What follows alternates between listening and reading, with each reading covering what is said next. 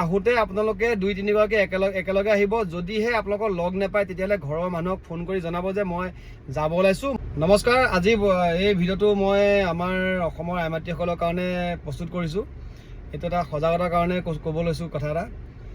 এতিয়া বৰ্তমান ভাদ মাহ চলি আছে আৰু ভাদ মাহত সকলো আই মাতৃসকল নামঘৰলৈ গৈছে, আকৌ সন্ধিয়া ঘূৰি আহিছে। দুপৰীয়া যায় আকৌ সন্ধিয়া ঘূৰি আহে। এতিয়া এইটোকে এটা চান্স লৈছে একপক্ষই, মানে চিলনী চোৰে। আপোনালোকে কি কৰে, যেতিয়া নামঘৰলৈ যায় সকলো একেলগে যায়, কিন্তু আহোঁতে কি হয়, কোনোবা এগৰাকী দেৰি হৈ যায়, কোনোবা এগৰাকী সোনকালে আহি যায়।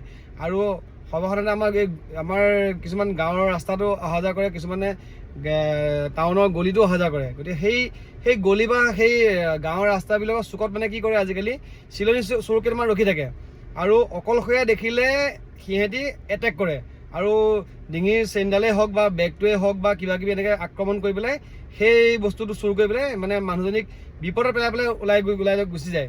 গতিকে আপোনালোকক অনুৰোধ কৰিছোঁ, নামঘৰৰ পৰা আহোঁতে আপোনালোকে 2-3 গৰাকী একেলগে আহিব। যদিহে আপোনালোকক লগ নাপায় তেতিয়াহ'লে ঘৰৰ মানুহক ফোন কৰি জনাব যে মই যাব ওলাইছোঁ, মোক নামঘৰৰ পৰা অকণমান আগুৱাই লৈ যায়হি ঘৰলৈ। গতিকে ভিডিঅ'টো আপোনালোকে যদি ইনফৰ্মেটিভ বুলি ভাবিছে তেতিয়াহ'লে ভিডিঅ'টো শ্বেয়াৰ কৰি দিব।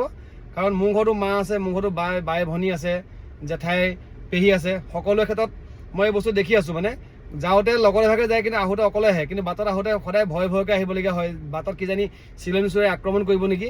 গতিকে এইটো এটা সতৰ্ক আপোনালোকক কৰি দিলোঁ। সাৱধান হওক, সতৰ্ক থাকক। জয় আই অসম।